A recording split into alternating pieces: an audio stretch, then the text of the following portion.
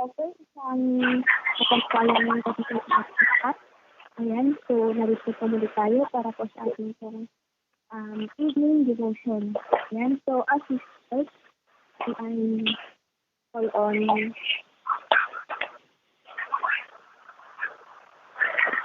Hello. Joseph. Ayan, I call on Brother Joseph Agnag for our opening song.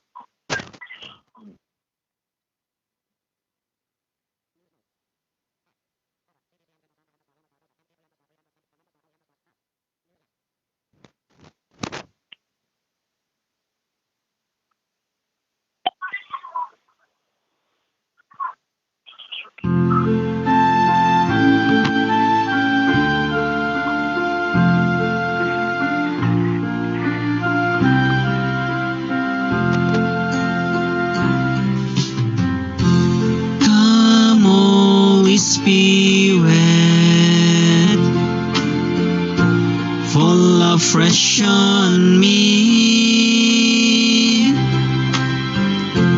Fill me with your power,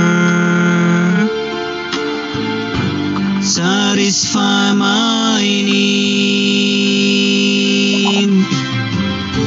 Only you can make me whole. Give me strength to make me grow. Come, Holy Spirit,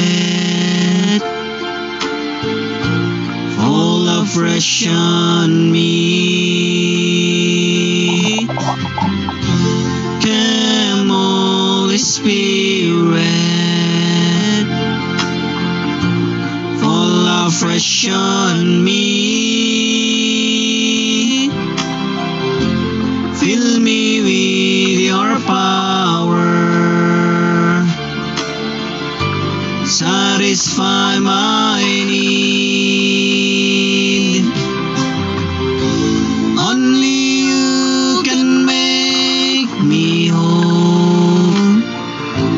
Give me strength to make me grow. Come, Holy Spirit,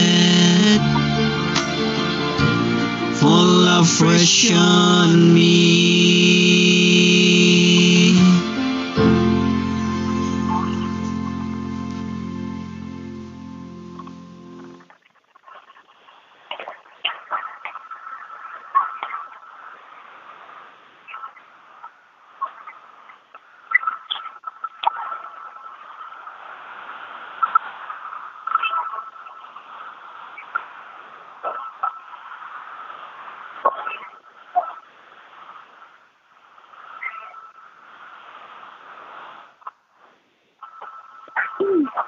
Okay, so thank you so much, Brother Joseph, for that wonderful song. And now we may proceed now for our opening prayers to be led by Sister Annalyn Olus. Okay po, tayo ay manalangin. Panginoong Diyos na makapangyarihan sa lahat, kami po ay nagpapasalamat sa panibago na namang araw na ipinagkaloob mo sa amin na kami ay nagkatipon-tipon muli upang makapag-aaral ng iyong salita. Panginoon, maraming salamat sa mga biyaya mo at magandang kalusugan na ibinibigay mo sa bawat isa sa amin. Panginoon, gabayan mo po ang gawain ito na po matapos namin ng matiwasay at nawa po tumimos sa aming mga puso't isipan ang mapag-aralan sa gabi ito. Panginoon, gabayan mo po ang magbabahagi ng iyong salita sa gabi ito. Nawa po bigyan mo po siya ng karunungan at mumula po sa iyo, Panginoon. At ilayo mo po kami, Panginoon, sa mga distraction. Nawa po matapos ang gawain ito ng matiwasay at maayos. Panginoon, dinadalangin ko rin po ang lahat ng may karamdaman sa gabi ito. Nawa po, Panginoon, pagalingin mo po sila. At Panginoon, patawarin niyo po kami sa aming mga kasalanan na nagawa, lalong-lalo na sa aming mga kapwa. Panginoon, tulungan mo rin po kami na matuto magpatawad sa aming mga kapwa, katulad ng pagpapatawad mo sa amin. Ito po ang aking dala sa gabi ito. In Jesus' name, amen.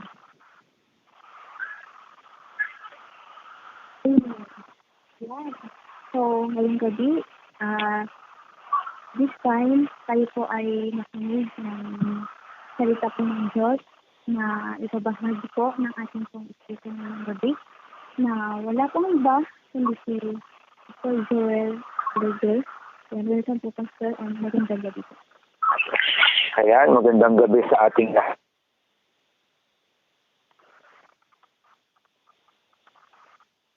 Magandang gabi po, Pastor.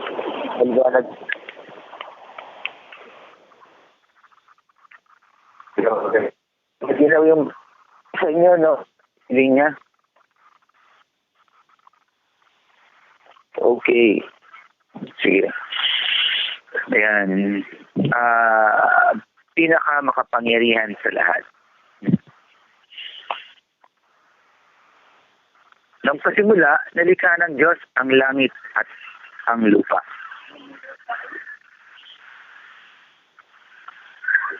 Ang mga kabataan, kapag meron silang hinahangaan, ay nagpapakita sila na isa sila sa tagahanga nito sa pamamagitan ng iba't ibang kaparaanan, no?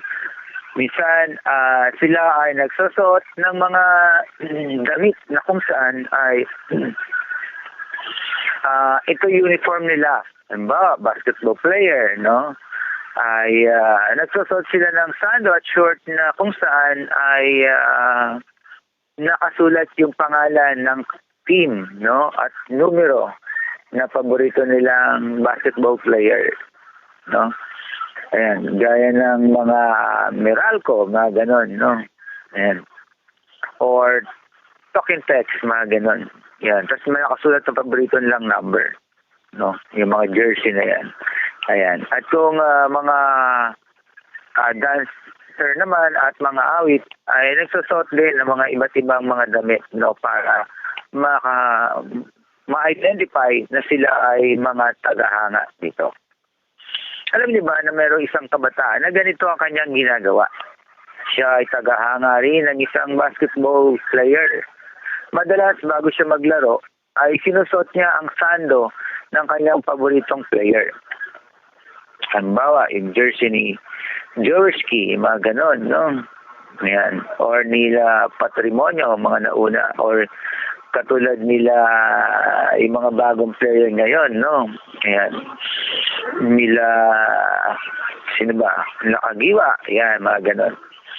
Ayan. Habang sinusuot niya yon, dahil maglalaro siya, sinuot niya na kanyang sando, ang kanyang shorts, at ang kanyang sapatos.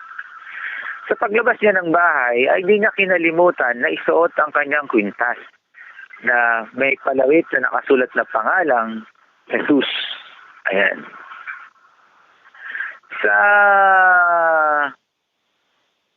Sa palawit na ito ay naipapakita nito na siya ay tagasunod ng ating Panginoong Heso Kristo. Napakaganda, no, na sa kabila ng ginagawa niya na siya ay tagahanga, ay ipinapakita niya pa rin na siya ay tagasunod ng ating Panginoong Heso Kristo. At higit sa lahat, ito ang kanyang inuuna, no? Ayan. Si Jesus ang pinakamataas at pinakamakapangyarihan sa lahat. Bago pa man likhain ang anumang bagay dito sa mundo, ay naroon na si Kristo, ang ating Panginoong Heso Kristo. At sa pamamagitan niya, ang lahat ay nanatiling buo, nanalikha, no? Maging sa aklat ng Colossus chapter 1 verse 16, verse 17, ay ito, yon ang sinasabi, no? na si Jesus ay pinakamakapangyarihan sa lahat at bago palikhain ang lahat ng bagay ay naroon na ang ating Panginoong Hesukristo at siya rin ang kasama sa lumikha, no? Kaya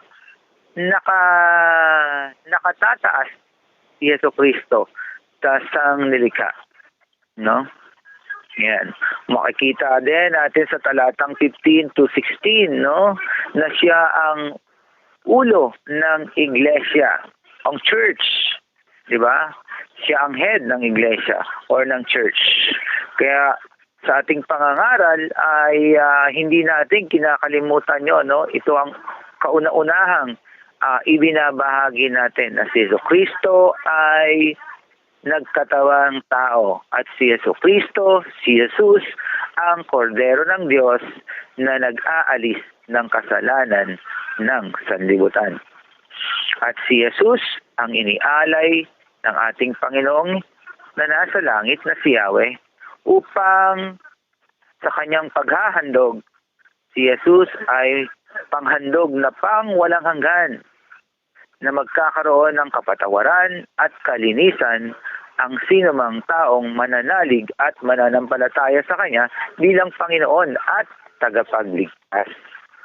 Sa pamamagitan niya, ang tao at ang Diyos ay ma-reconcile.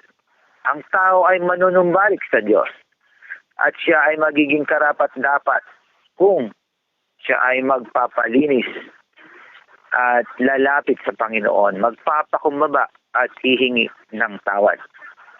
At sa kanyang paghingi ng tawad at siya ay naging malinis sa harapan ng Panginoon, lalo na kung bubuksan niya ang kanyang puso at aanyayahan si Jesus bilang Panginoon at tagapagligtas. At siyempre, marapat lamang na paupuin niya si Jesus sa trono ng kanyang buhay upang siya na ang maghari at siya na ang karapat-dapat na sundin ng bawat isa sa atin. Ayan. Kaya sa ating buhay, karapat-dapat na unahin natin ang ating Panginoon anuman ang ating ginagawa. Gaano natin pinapahalagahan ang mga gawain na katulad nito? Yung pag-aaral ng salita ng Diyos, no? Karapat-dapat na unahin natin yon. Unahin natin si Jesus sa ating buhay. Yan. Kapag naipapakita natin sa mga tao na siya nga ang pinakamataas at pinakamakapangyarihan sa lahat, kapag nagagawa natin yon at isa sa pamuhay natin, kahit nasaan man tayo, nasa trabaho, nasa school, di ba? Ayan. At sa kabila noon ay tayo pa rin ay nasa Panginoon kahit ano yung ating work. Pinapahalagahan natin yan, ginagawa natin yan ng may karangalan dahil alam natin na sa Panginoon tayo naglilingkod at gumagawa. Di ba? Kapag meron tayong ginagawa, kung tayo na sa school, kung tayo na sa trabaho, kung tayo na sa kasama natin ang mga kaibigan natin, ano man yung ating ginagawa? Ginagawa ba natin yon kapag nakasama sila, ginagawa natin na tayo ay mga anak ng Diyos? Matutuwa ba ang Panginoon sa ating ginagawa kaya? No? Ayan. Hindi lamang dapat matuwa kung tayo nagtatrabaho, yung ating boss or yung ating supervisor, hindi lamang dapat siya, no? Kundi dapat mas natutuwa yung ating Panginoon, no? Yung ating mga ginagawa ay ginagawa natin yon para mapapurihan ang ating Panginoong Diyos. Ayan.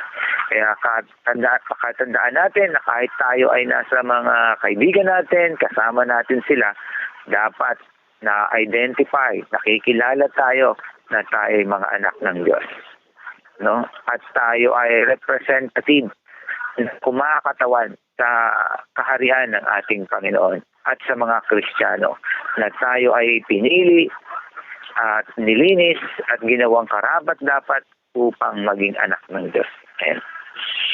Kaya ang ating kapwa, no, ay sa paraang mga ginagawa natin, lalo na kung ang ginagawa natin ay pagpapahayag ng salita ng ating Panginoon at kilala natin siya sa iba't ibang tao na ating nakakasalamuha sa ating trabaho, sa ating kapitbahay, sa ating mga kaibigan, sa ating mga mahal sa buhay, di ba?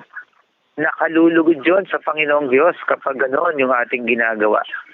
Dahil maging sila ay nahahayag sa pamamagitan ng ating buhay or ng ating ipinapamuhay, no? Kasi pinapakita natin na una, priority ang ating Panginoon. Ilan sa atin na kahit linggo ay humihinto para unahin ng Panginoon na makinig, sumamba sa ating Panginoong Diyos na buhay. No?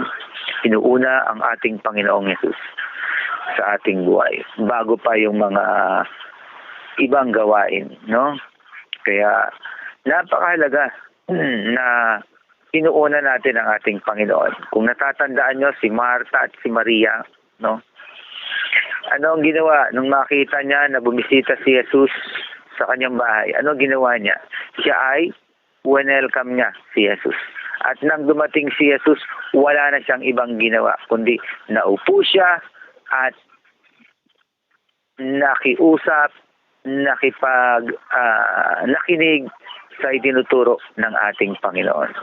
Na kahit na si Martha ay abalang-abala dahil alam niya may bisita siya at humihingi pa siya ng pansin sa ating Panginoon, no? Upang tulungan siya ni Maria. At tinawag niya pa ang pansin ng Panginoong Hesus. Sabi niya, Panginoon, pwede niyo bang Panginoon, pwede niyo bang pagsabihan si Maria na tulungan ako kasi nakita niya na nakaupo lang si Maria, nakikinig naman sa itinuturo ng Panginoon, pero siya ay abalang-abala, aligaga sa mga gawain. Pero anong sinagot sa kanya ng Panginoong Yesus? Maria ay Martha, abalang-abala ka sa mga bagay na hindi naman kailangan. Ang ginawa ni Maria ay hindi aalisin sa kanya. Ayan. Hindi inalis ng Panginoong Yesus ang ginawa ni Maria dahil inilaan niya ang oras niya para lamang sa Panginoon. Hindi niya inalintana kung sino yung mga bisita, no? Yung mga alagad at iba pa, no? Ang ginawa niya, naglaan siya ng oras at panahon sa pag-aaral at pakikinig sa itinuturo ng ating Panginoong Jesucristo. At siyempre, naglaan siya ng pakikipag-text niya sa Panginoon na makapangyarihan sa lahat. Okay. Ang bagay na kailangan gawin ay lalo na kung ito ay makahahadlang para sa ating pakikinig ng salita ng Diyos, ay dapat muna natin, isang tabi. Ayan. Pwede naman isang tabi muna.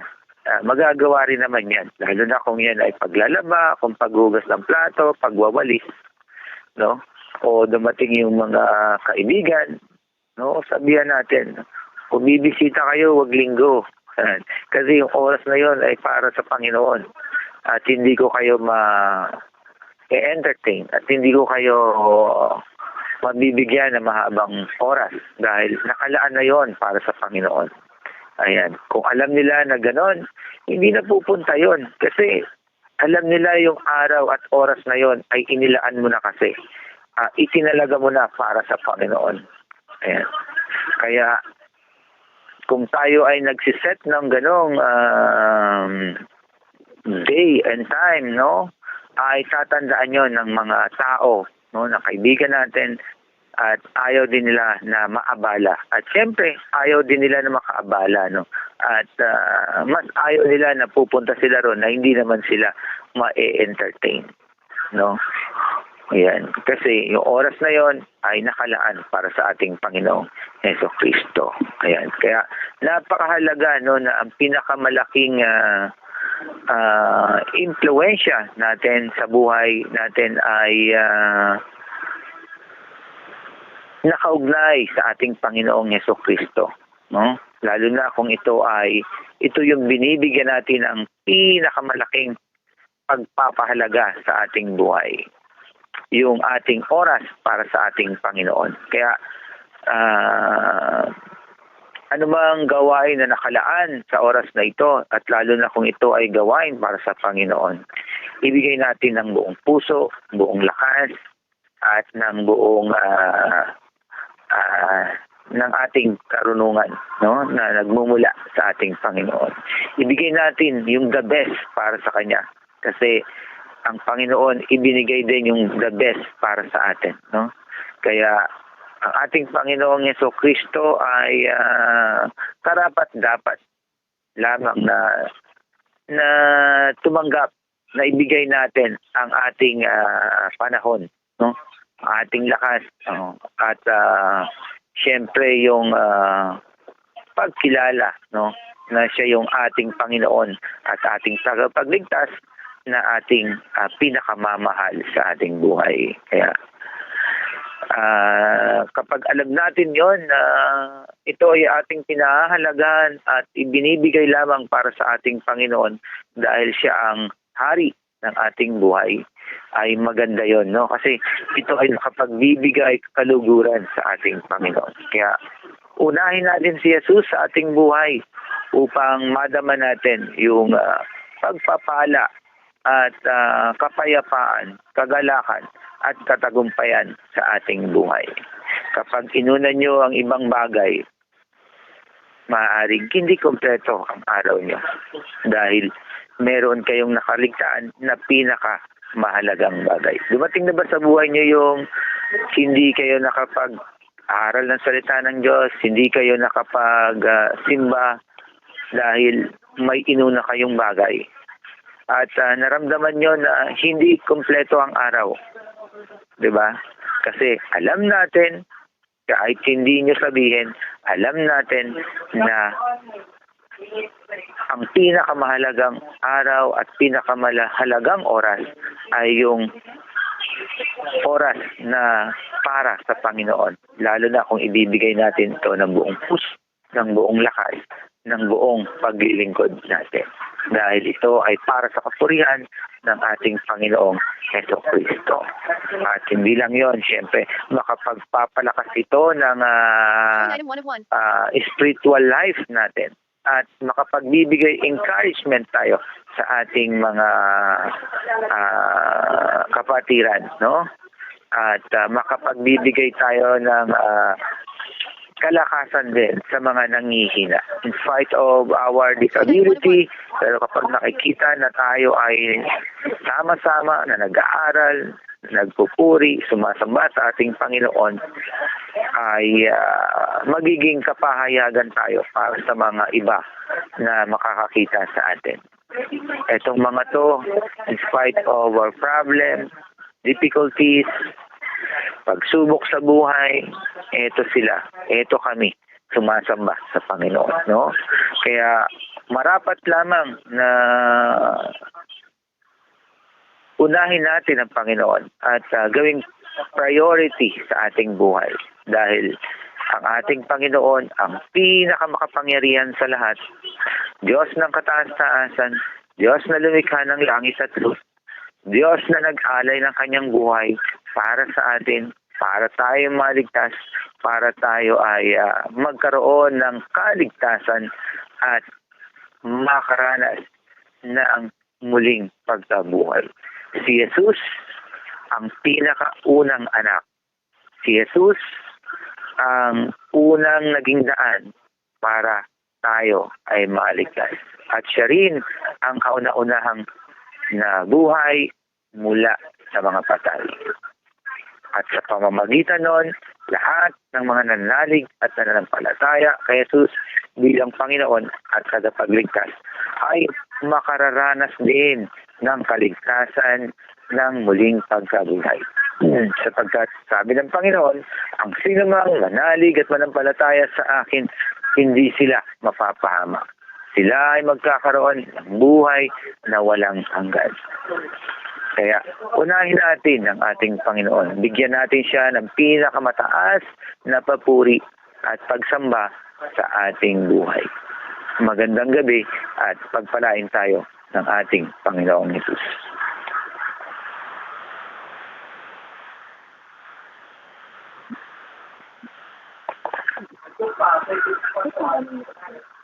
Salamat po, Pastor, sa napakagandang word of God na iyo pong ibinahagi. So, let's proceed po sa mga reflection po dyan. Ayan, so may gusto mag-insight. Yes po, magandang gabi po, sister. Okay, go ahead. Loud and clear lang po ba ako dyan? Yes. Okay po, so reflection lang po, or insight sa topic natin yung gabi. So, tama po talaga yung sinabi po ng ating pastor ngayon na anahin natin si Lord.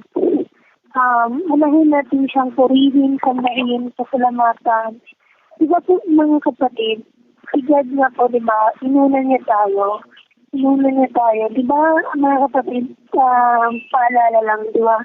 Diba si Jesus, dahil sa kanyang pagmamahal ay binigay niya yung kisa-isa niyang anak. Diba sabi niya dyan sa John 3:16, I God to love the world that He gave His only Son, that He gave His begotten Son, that whosoever believes in Him should not perish but have everlasting life. So, diba mga kapatid, sa salutang yon, binigay ni Lord yung isa-isa niyang anak para iligtas tayo. So, kasi mahal tayo ng Panginoon kasi inuunan niya tayo. Diba mga kapatid, mahal tayo ng Panginoon.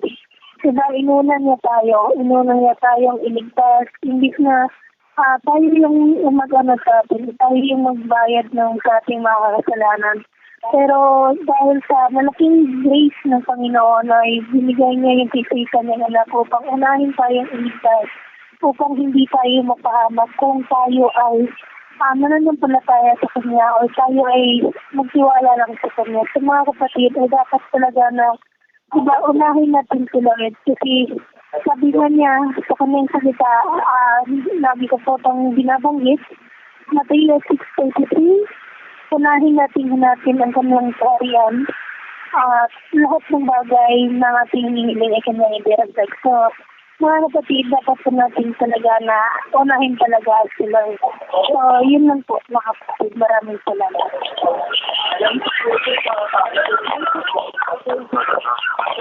Sino pa po?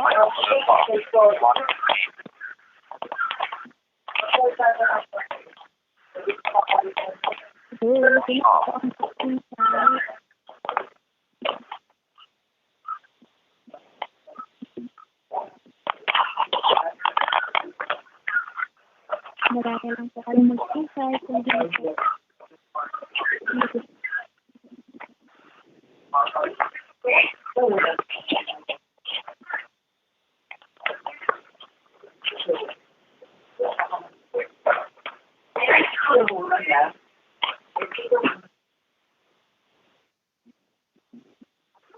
Okay. 5. Hello, Sister Mary Joy. Okay. Okay po. So, magandang gabi po sa lahat ng nakikinig at na rin po syempre sa ating speakers. Isang napakagandang topic na naman po yung ating napakinggan. Tama talaga, no, na God's first, ika nga. Sa ating dito sa mundo, marami tayong mga magagandang bagay na nakakamit, like material na bagay or whatsoever. Alam mo yung tipong meron na sa'yo lahat. Meron kang maayos na pamilya, magandang trabaho, lahat na sa'yo na. Pero alam niyo yung tipong parang may kulang. Which is ano ba yun? Yun yung ating Panginoon. Karamihan kasi sa atin once na nakaka-achieve tayo ng mga tagumpay na once na nakakaroon na tayo. For example, is magkamit ka ng isang tagumpay, then parang example lang natin is yung nakapagtapos ka ng pag-aaral, then nagkaroon ka ng magandang trabaho. Then dumating sa point na parang nagpo-focus ka na lang sa mga bagay na dapat mong pag-focusan sa work mo or sa ano pa man. Parang may nakalimutan ka atang lingunin, which is yun yung ating Panginoon. So, ang masasabi ko lang, dapat talaga naunahin natin si God sa buhay natin kasi kung wala si God, hindi tayo makakarating sa kung ano man ang kinalalagyan natin sa ngayon. Kumbaga, ituring natin ni si Lord yung first love natin sa buhay natin. Dahil si Lord is hindi niya tayo iiwan. Yung mga bagay na meron ngayon sa atin, panandalian lang yun, yung family natin, yung material na bagay, marami. Mga kaibigan natin, lahat lang yan mawawala. Pero si Lord, o yung mga salita ni Lord, ising hindi mawawala, mananatili yan sa puso natin. So, kagaya mo yung sinabi ni Pastor na story ni Maria at ni Martha, no, nung dumating si Jesus dun sa bahay ni Martha at Maria. Siyempre si Martha is talagang abalang-abala siya na pagsilbihan si Jesus. Samantalang si Maria ay nasa-focus siyang nakikinig ng pagtuturo ni Jesus. So, parang in-example doon na huwag tayong masyadong maging abala sa lahat. Sa mga bagay na meron sa atin. Huwag nating gawing Diyos yung bagay na meron sa atin. Pagkos ang gawin nating Diyos ay sigad lang.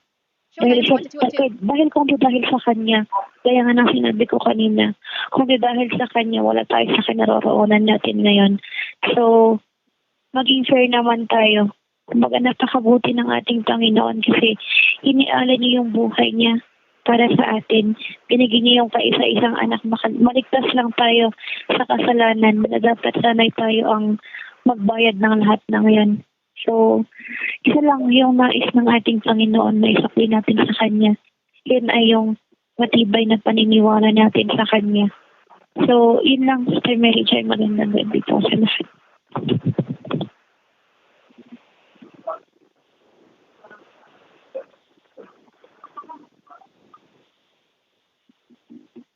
Okay? So, maraming salamat, Sister Lucy. May tumawag lang. Ayan. Okay. Connect ko. And so, sino ka po yung may mga insight or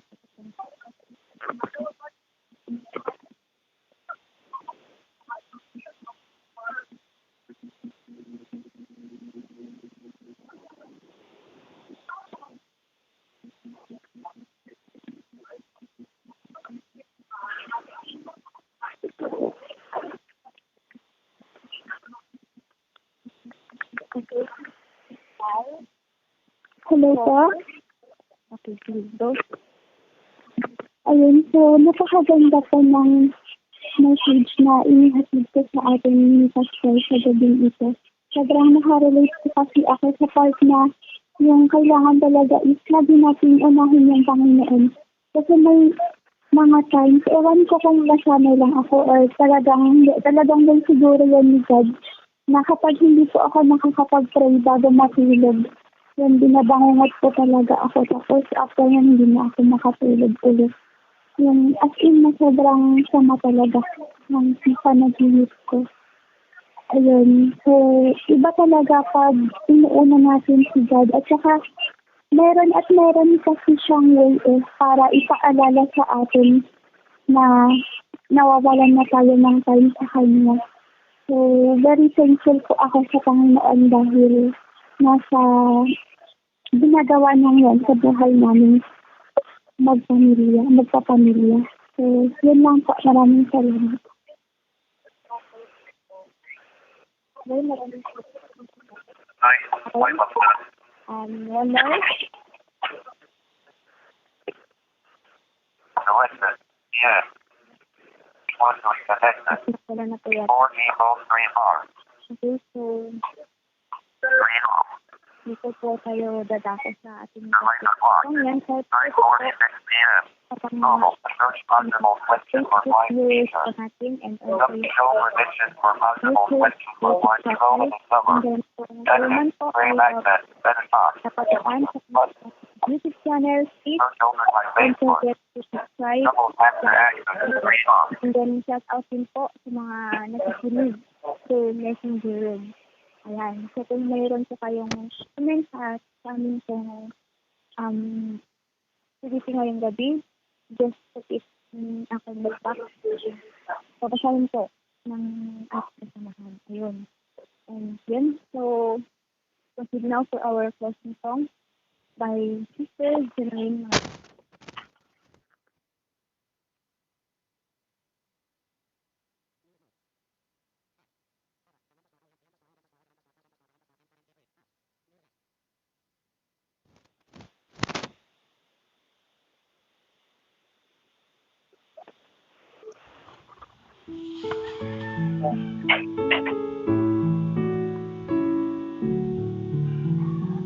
Hot face twerk, hot face shake it.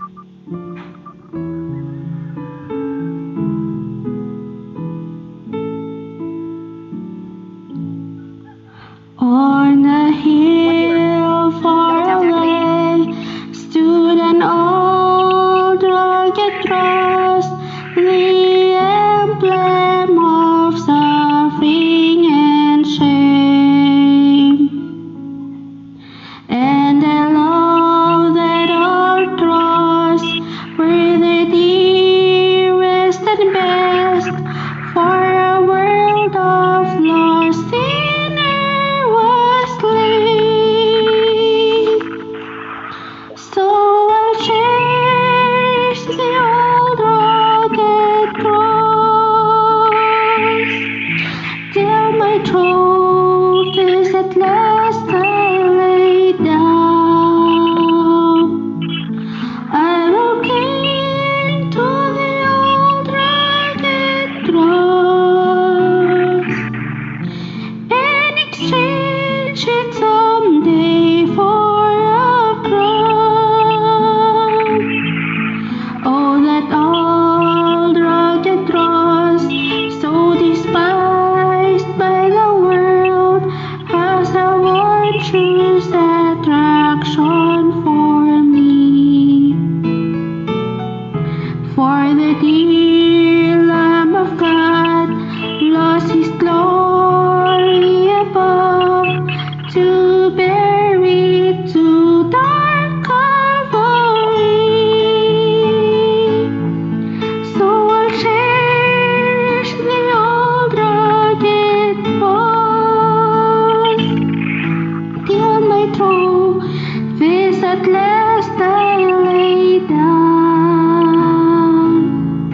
I will cling to the old rugged cross and exchange it someday for a crown.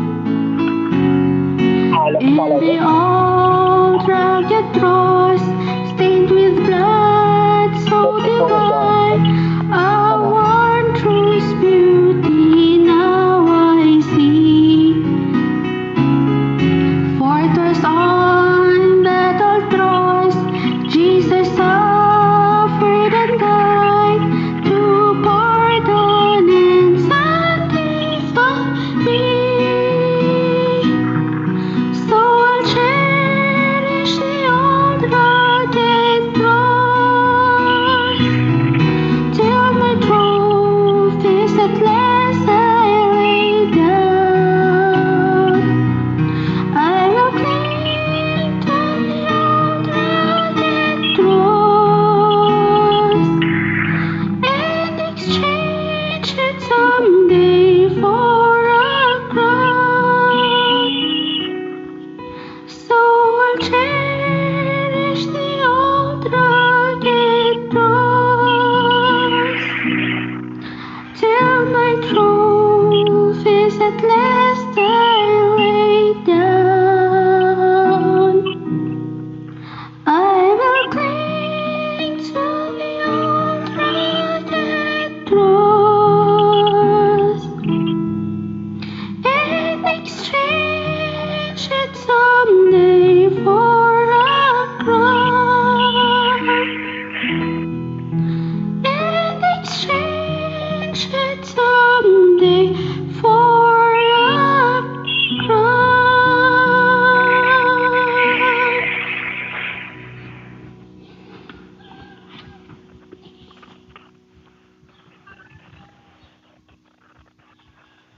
salamat to Mary. And so, tinawagan muli ating pang speaker para po i-close po tayo na panalangin.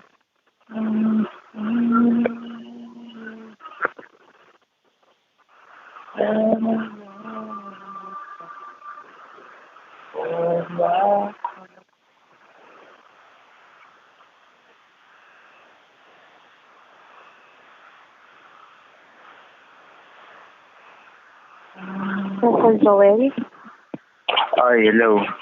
closing prayer. Ayan. Okay.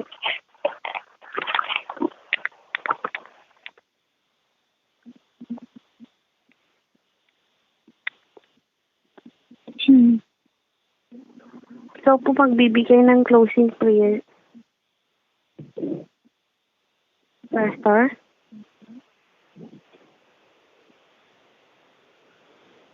Hello, yan. Narinig ako? Okay po. Okay na po. Closing prayer po, Pas. Okay, sige. Father in heaven, thank you po sa oras na ito. Muli ay sinamahan niyo po kami na nakapag aral at nakapagbulay-bulay ng iyong salita. Dalangin namin ang iyong patuloy na Showing item 1 of 1. pagpapala sa buhay ng bawat isa sa amin. Ang iyong salita patuloy na matanim sa aming puso't isip upang ito ay aming may apply at ito ay magamit namin sa aming pang-araw-araw na pamumuhay. Samahan niyo po kami, Panginoon. Huwag niyo po kaming hayaan na sa bawat lakbayin ay dapat ikaw po ang aming inuuna at ikaw ang lagi naming kasama, Panginoon.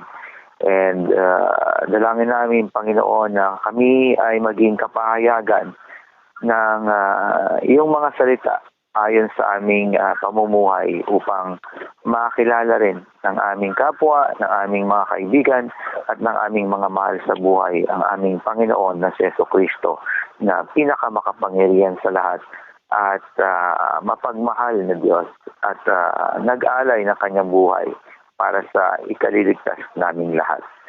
Nawa, Panginoon, patuloy po kayo mangusap sa puso ng bawat isa sa amin. Salamat sa mga anak mo na patuloy niyong ginagamit para sila ay maglingkod at may abot yung aming mga kaibigan, ang mahal sa buhay sa inyong pag-ibig, Panginoon. Bigyan niyo po kami ng kalakasan at katatagan sa pang-araw-araw, Panginoon, sa mga dumarating na mga suliraning, mga pagsubok.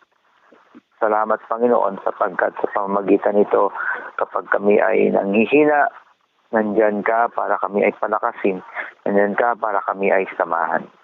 Sa sitwasyon namin, sa aming buhay, iba-iba ang aming kalalagayan. Tulungan niyo po kami. Samahan niyo po kami at bigyan niyo po kami ng kapayapaan at kagalakan na nagmumula sa iyong mga salita. Bigyan niyo rin po ng kagalingan ang bawat isa, Panginoon, sa aming puso't isip, sa aming pangangatawan. Palakasin niyo kami, Panginoon, sa pamagitan ng iyong mga salita. At upang ito ay aming kalakasan na ibinibigay niyo ay magagamit namin para sa kapurihan ng iyong walang hanggang pangalan. Bigyan niyo po kami, Panginoon, ng aming kakanin sa araw-araw. At bigyan niyo kami ng hanap buhay upang mayroon kaming magamit sa pang-araw-araw namin, Panginoon.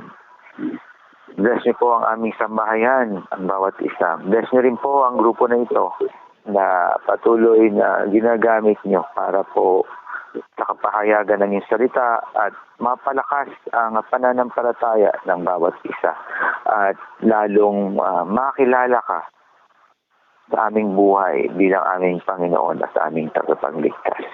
Salamat po, Panginoon. Lahat ng papuri at kapurihan ay binabalik namin sa tanging pangalan ng aming Panginoong Jesus. Amen and amen. God bless. So, yun. So, maraming salamat po sa lahat po ng devotion. So, tonight. And then, maraming salamat din po sa lahat po ng mga nanonood sa amin pong Facebook Live, and then sa lahat po ng aming listeners through Messenger kung meron mga po. And then, maging ang ating pong ka-YouTube channel. Ayan, so hanggang bukas sa amin pong execution night, inyo po kami muling abangan. And ako po ang inyong lingkod at ang presider ninyo. So, Mary Jo Safi. Have a blessed day, everyone. Thank you. God bless. Bye. Thank you po, Pastor. Thank you. God bless.